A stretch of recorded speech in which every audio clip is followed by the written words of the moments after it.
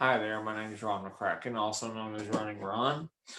As many of you saw in the news, or maybe all of you, who knows, in the news earlier this week, the Boston Athletic Association announced that they are planning to have a 2021 Boston Marathon.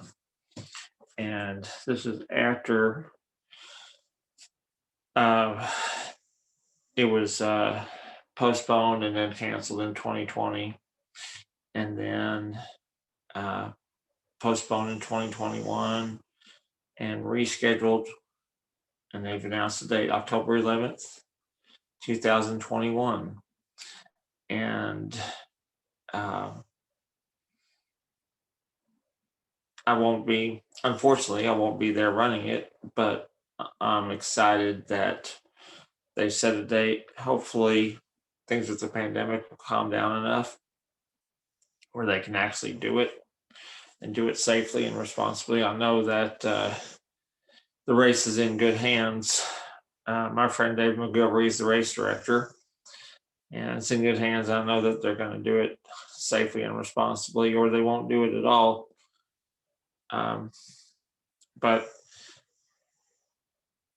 I wanted to use the opportunity to start. I'm going to start sharing my history of Boston's. I finished 17 straight Boston marathons from 2001 to 2017, and I'm going to make a little video sharing each experience each year that I've run the race. And excuse me, I'm just fiddling with this for a minute. Okay. Have a new video set up here, as you can see. There's my dog Zeus in the background there. All right, Zeusy. He's smarter than me. He's sleeping. And have a nice little tripod and everything. So hopefully this will add a little more to my videos. But I'm going to make a little video record of each one of my Boston marathons, starting with 2001. And here is my finisher medal from 2001. The first couple of years were the smallest medals. As a lot of runners know, that races have they've gotten kind of insane on the medals game. And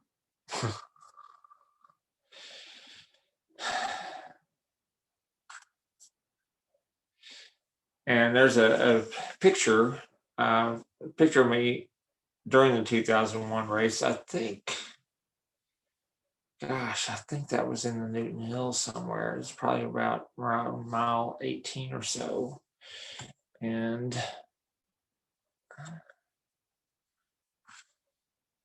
see if I can find one more. I think I got more of a close up. There we go. Now, I think that one was about halfway through the race, the one that's showing there. Now, 2001 race, as I said, that was my very first Boston. And I had been running, I've been running most of my life. I started a few months shy of my 10th birthday. And when I ran 2001 Boston Marathon, I was 38. And by that time, I had run hundreds of 10Ks, 5Ks, track races, cross country, all that good stuff. And I think at the time, 5 or 6 marathons. It might have been a few more than that. But it was about 5 marathons.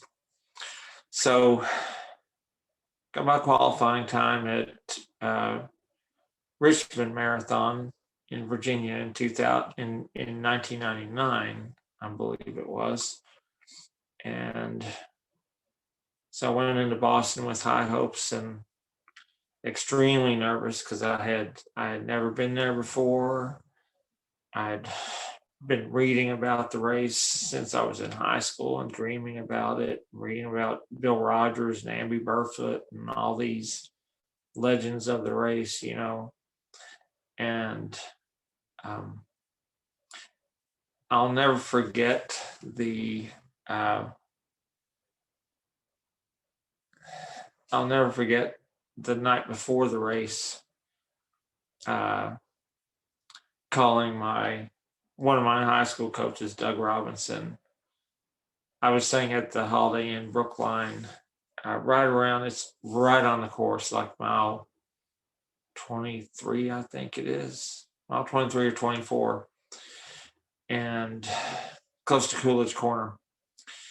And I was just so nervous. And I remember him giving me a big confidence boost, telling me that, reminding me of who I was as a runner, that I never give up, that I always set high goals and achieve them, and just gave me a big confidence boost. One thing that stands out, I still remember taking the subway, and then it was above ground by the time it gets out to Brookline. And I arrived, I think maybe it was April 13th that I arrived. April 13th, I was looking out the windows of the subway, and when we were above ground, and there was snow on the ground, not a whole lot. You could tell it snowed like 2 nights before or something. And that's what asked one of the subway passengers about it. He said, "Oh yeah, it snowed a little bit the night before last. Sorry about that. I know you runners don't want that." All that. Pretty funny stuff. But anyway, I was very well trained for it. I had done all my long runs, did all the preparation, my homework and everything. And by that time I'd run enough marathons that I knew what to expect, and I knew how to train. I knew how to eat the night before the race, the morning of the race, just out of nervousness of the long bus ride to Hopkinton. I ate a little too much, I think, but that was just an amazing experience. The learning curve was, and this is something that my friend Amby Burfoot had patiently over several months had given over email, had sent me a lot of emails answering all my questions about the course and about training and all that stuff. Amby's really good like that, helping people. And he knows as much or more about the course than anyone alive. And I remember him warning me about going out too fast. He strongly warned me because the first several miles of Boston, a lot of big downhills. And he warned me about that. I still went out too fast. So, after you crest Heartbreak Hill around mile 22, you go down into Cleveland Circle. And that's one of the, and that's, so you've been running uphill for about 4 miles off and on through the Newton Hills. And then you run down, and suddenly you've got another big downhill. And it's been several miles since you've been running downhill. And that's when you find out, as I did, that I ran a stupid race. I was on pace to run well under 3 hours. Like, I was on pace probably to run about a 2:51 or 2:52 marathon, which is a good time for Boston. And going down that hill into Cleveland Circle, I'll never forget, it felt like a bunch of leprechauns had jumped out of that, running by a graveyard. They call it the Haunted Mile. and it felt like a bunch of leprechauns had jumped out of that graveyard and were stabbing me in the quads with ice picks. And those last 4 miles, um, every step of the way, it felt like ice pick was being jammed into my leg, into both my legs. I thought I was going to die. It was horrible. Uh, the only thing that kept me going was the excitement of my first Boston and uh, the crowds. And this is what, from the very first time I ran Boston, this happens to so many people. I was just stunned by the size of the crowds. They're on pretty much all 26 miles of the course. Now, as you get closer into Boston itself, is point to point course that everyone knows, but as you get closer into Boston itself, the size of the crowds grow, and they grow exponentially. So by the time you're by the time you're getting into Newton, the crowds are just huge, and they just get bigger and bigger from there. So as the last few miles, the sound is just deafening, and as we run through the Fenway neighborhood,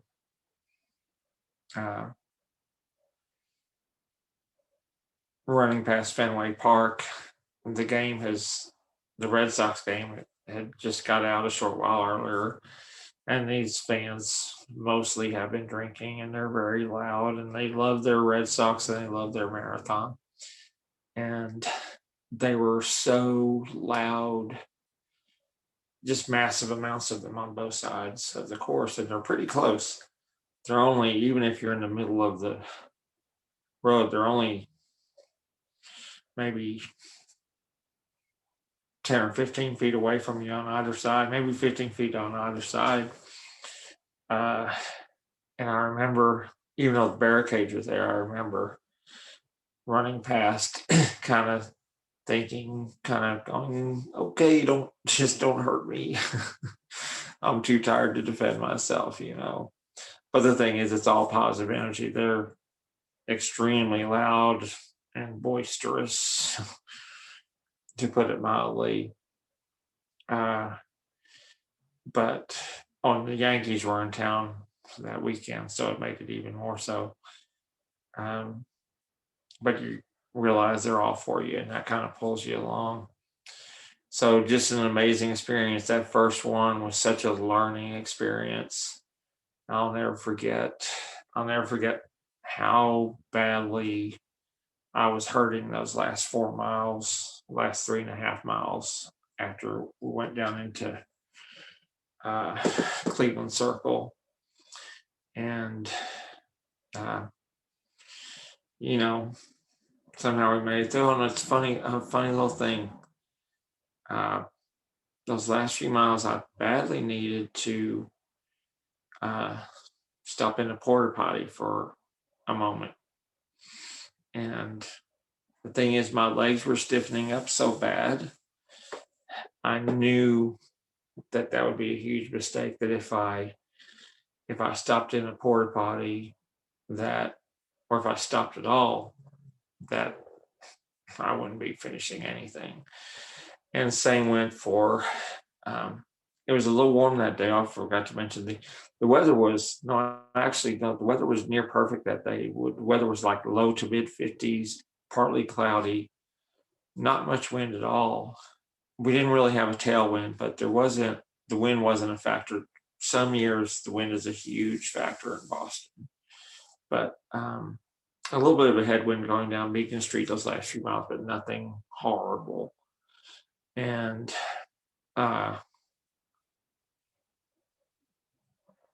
so I also knew if I even stopped to walk for a minute to do a chocolate goo, the energy gels, and take a few swigs of Gatorade or water, I knew that my legs would lock up if I did that. So I didn't I didn't stop. So the long and short, I still did my chocolate goo because I needed a couple of those for the extra boost to finish. To this day, when I look at those old race bibs, my bib number, you can still see chocolate goo stains all these years later. You can still see chocolate goo stains. And it's hard to believe that coming up on 20 years ago that we did that. And here's my Boston Strong shirt. Boston Strong little shirt, little sweatshirt that my friends at Bill Rogers Running Center gave me a few years later after that. But just want to share that experience. My 2001 Boston, that was quite amazing. And now, like I said, I won't be running 2021 Boston Marathon because I don't have a qualifying time. And the charity team stuff, that's a lot of work, fundraising and everything. It's really for many of us, it's really hard to do all that fundraising.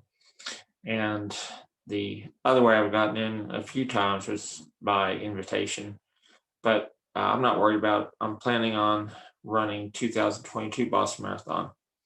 But anyway, I'm excited. It gives a ray of hope to a ray of hope to all of us, even if we're not running. I'm really glad that they're planning on it in October. Again, October 11th, mark the calendar, and leave you with a little first line of a poem from Bertha Kelly, who was Johnny A. Kelly's mom, John the Elder Kelly's mom. She wrote, now he won Boston twice and finished 58 times. Amazing. She wrote a poem about the Boston Marathon, and it started with it may be springtime in the Rockies, but it's marathon time out here. So October 11th, it will be Marathon Monday in Boston again. It won't be springtime, but it'll be Marathon Monday, and really looking forward to it. I'm going to follow the progress of a lot of friends there. All right, everyone, take care, and Boston Strong.